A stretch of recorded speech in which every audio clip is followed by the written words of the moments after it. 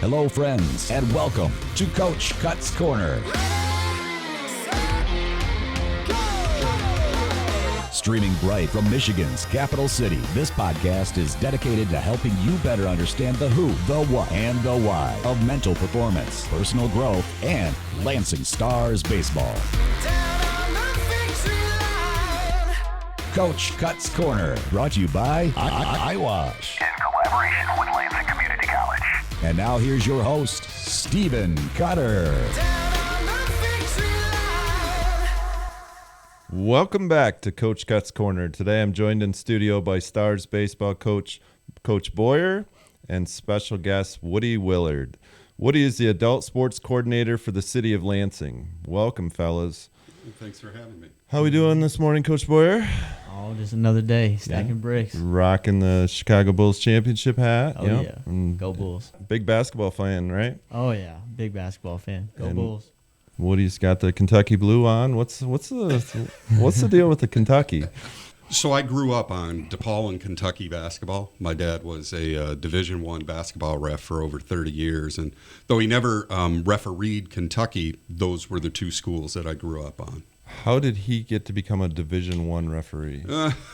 Funny that you should mention. He got ejected a number of times in rec leagues because of the quality of the officiating. Yeah. And the director at the time says, if you think you can do better, you should. That still applies today, right? It certainly does. So he got involved at the high school level and moved his way up really quickly. So in the end, he was a Mid-American Conference crew chief of 3, but he did non-conference Division I for other conferences. So as I said, you're the adult sports coordinator for the City of Lansing.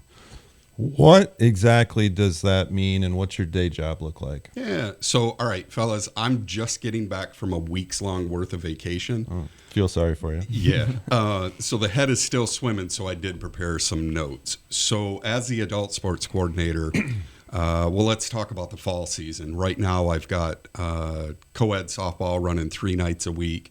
I've got men's 50-plus baseball, men's 30-plus baseball coming to a close. Yep. I've got fall adult tennis for men's and women's. In the wintertime, we run women's and co-ed volleyball leagues. I run a youth program, girls Red Cedar volleyball for grades 4 through 6. I also coach in that program. Volleyball, correct? Volleyball, yep. And then I'm trying to get men's 50-plus basketball back up off the ground. It hasn't come back since COVID, and working hard to try to get that back. Where was that played at? At Geyer. Okay. Yep, where I am located. How about just a men's basketball league? I'll join. There you I go. still play. There you go.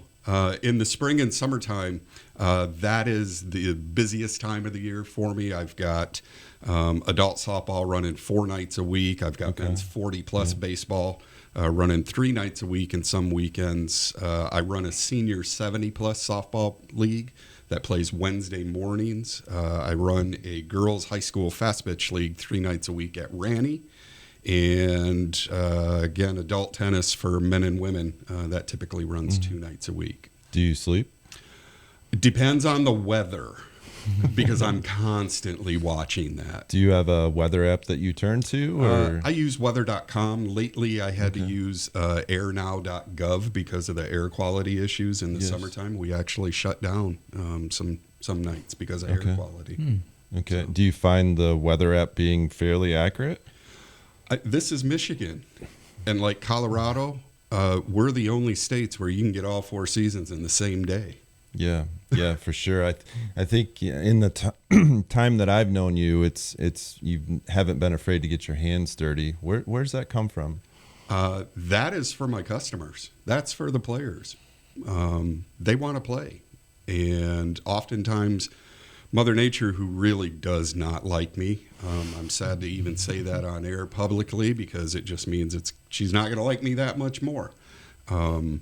It comes from, you never know when. It could be a 20% forecast of rain, but there's this little pocket sitting over Muni that just gets dumped on. And you never know when that's going to happen. So, if the opportunity and the need is there, I'm absolutely going to pitch in and help get a field ready. What's some of your bigger challenges with your position? Is it the weather? Is it the the amount of people that are participating? Is it umpires? What are some of the bigger things that you really have to work through on a through a season? Yeah, weather is always going to be an issue, and that's something that I can't control. I'll give you a perfect case in point. In 2015, I believe it was the third rainiest summer in Michigan history. We had nearly 300 rainouts between all the programs so that would be from end of April through end of October. Well, every time you have a rainout, you have a reschedule, which means you got staffing, and then it could rain out again. I have a great set of umpires. I have a great set of scorekeepers. We're always looking for more. Okay. So lately, one of our challenges has actually been hiring.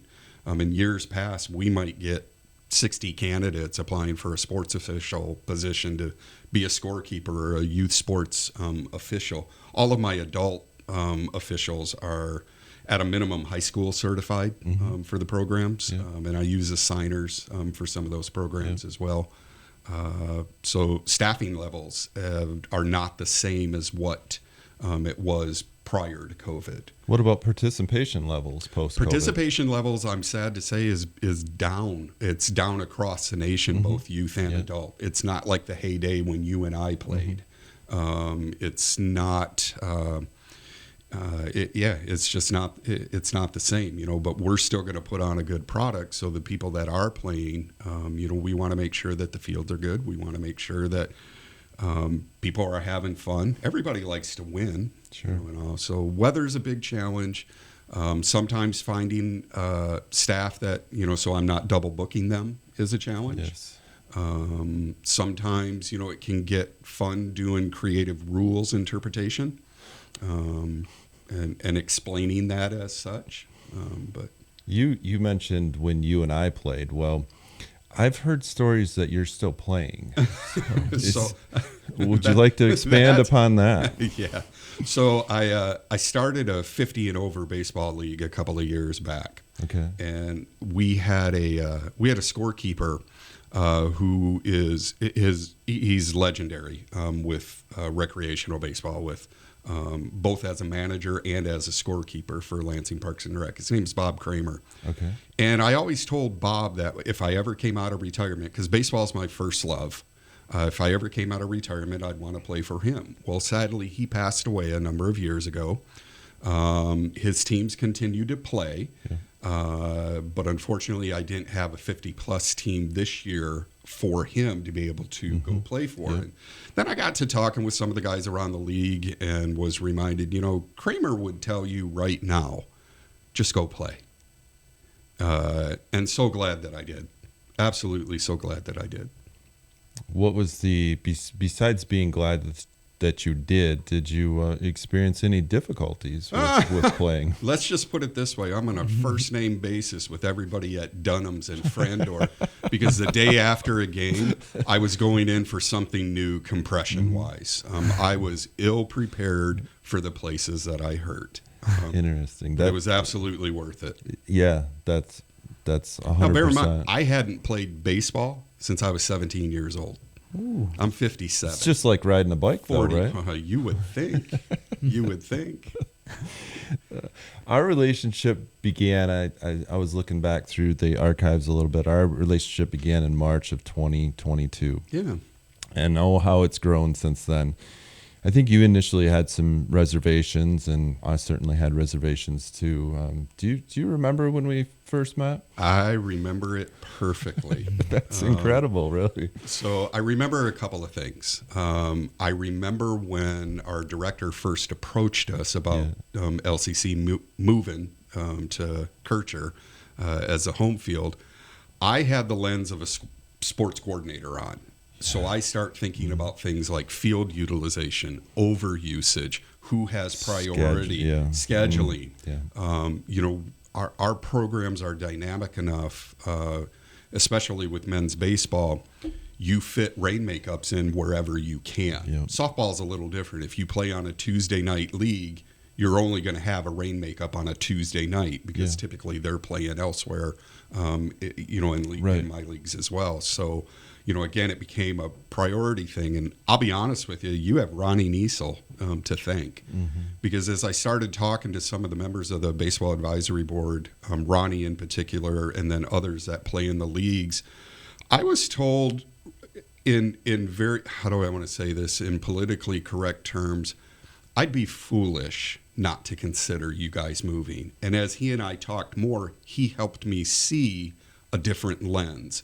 The lens of what that field would do for LCC, both from a recruiting perspective, from a playing perspective, from a host of different things. And even though I can have the blinders on, when my customers start telling me certain things, especially ones, that I listen to and value their input, well, I listen more carefully. Then we met with Brett and Greg on a morning, and I distinctly remember coming in to talk about you guys moving. And I distinctly remember a moment where I started the meeting with, I got to tell you, I'm excited about this opportunity. And there was a little bit of pushback that said, that's not basically what you said, prior. But honestly, it is, it's been just a symbiotic, mutually beneficial relationship. Yeah. I remember we made some promises to you and, said that we were going to make things better. And I think we try to work every day to, hold up to that end of the bargain. And there's a lot going on at Muni now, not only with the men's league, but with LCC. I saw you there yesterday. We had a scrimmage going on, and there's always a lot going on. But it's a really special park, and it's a beautiful field, and the Stars have done quite a bit of work there to continue to improve it, because like anything, it just takes work to make things better. And where that relationship started and all the things that we've been able to see just with the Muni stuff has been, incredible on our side. And I know it's been really good on your side too. So yeah, absolutely. So it's certainly a large thank you for not only listening to people like Ronnie, but listening to us and, being willing to bet on us a little bit. And another interesting segue off of that is the KCS Angels. Oh, yeah. The places we have gone already in a short amount of time. Tracy and Paulie will actually be on here very soon on my podcast. Oh, nice. I'm ecstatic about that. I'm really looking forward to it.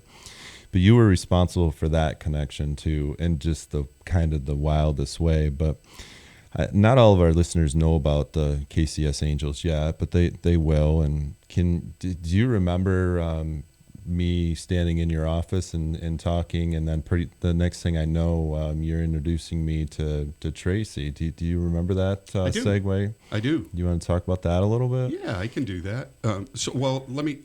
How about if I start with saying what KCS Angels is? Yeah. So, on paper, it's a respite center for adults with disabilities. Respite center is a fancy word it's a social club. Yeah. It is a place for adults with disabilities to come, to hang out. They'll do crafts. They'll play in the gym. They'll play games. They do a dance class. They'll have cookouts. They watch movies. They make popcorn on Fridays, which is one of my favorite days. There's another reason why Fridays are my favorite day. We'll get to that. And it is...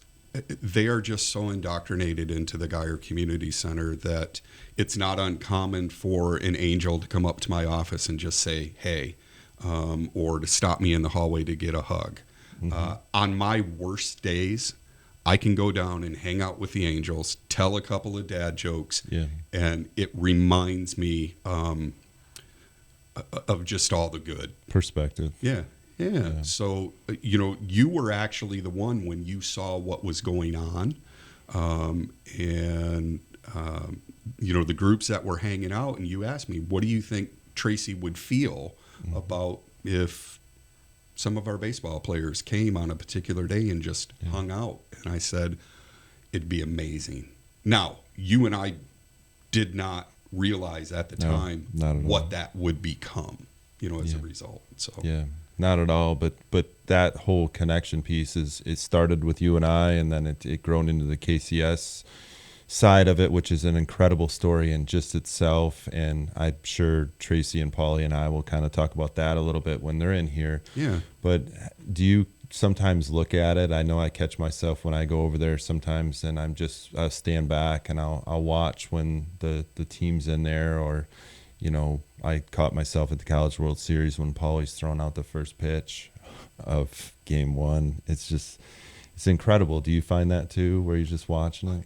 I'm so humbled by just that whole relationship, you know, because I can look at it from a perspective and say, as a coach, you could mandate this is part of community service. This is part of being a servant athlete, as you put it, at one point. But it's grown to so much more. You know, the kids that are coming are there. They're having fun. They could be playing Uno. They could be shooting hoops. They could be kicking a soccer ball. They could be playing ping pong, pool, and they're just hanging out. And it's, inclusion isn't the right word. For me, the philosophy is anybody who has a disability, they don't want to be known for their disability. They just wanted to be treated normal like everybody else.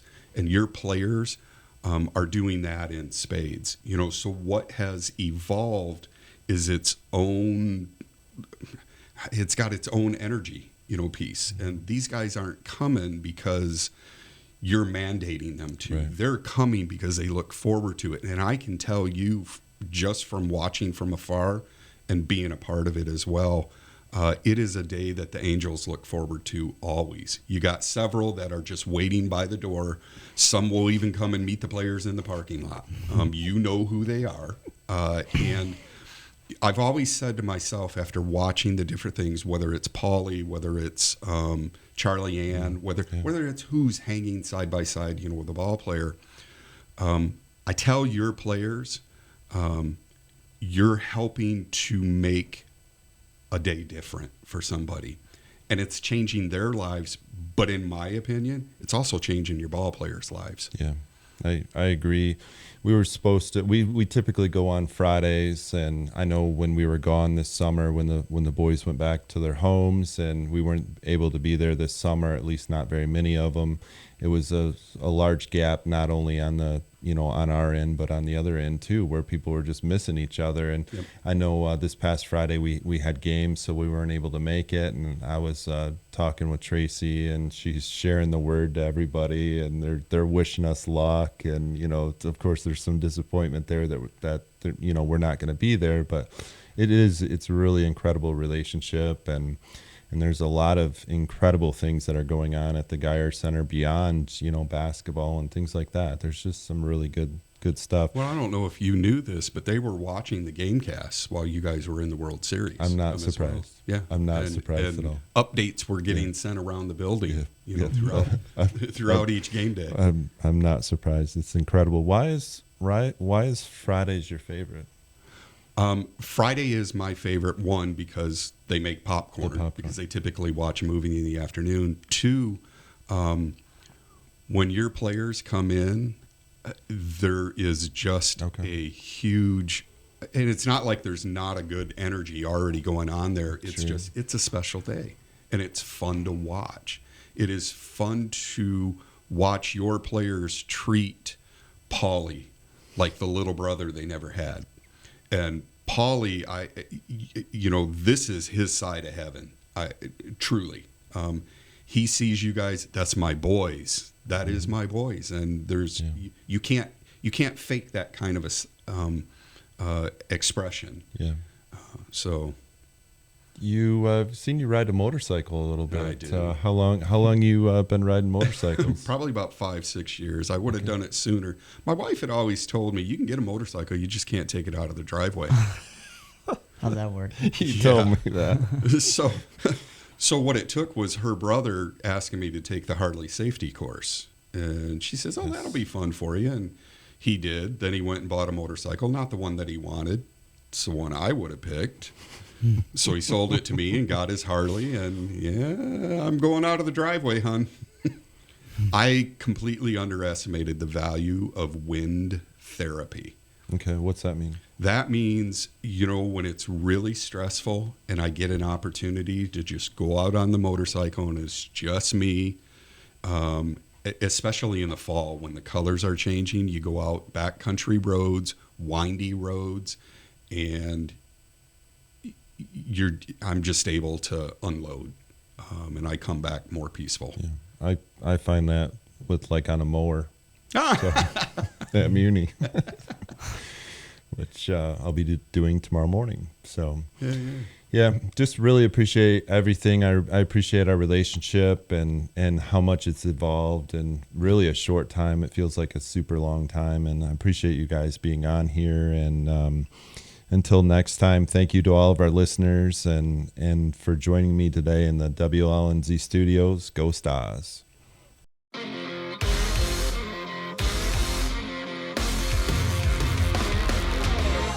Coach Cuts Corner is recorded live in the WLNZ studios. Engineering and production assistance are provided by Dedalian Lowry. Thanks for listening. And if you enjoyed today's podcast, please share it and follow us on all the platforms of social media. You can find more about our program at lccstars.com, and donations to our baseball program can be made at the same site. See you next time.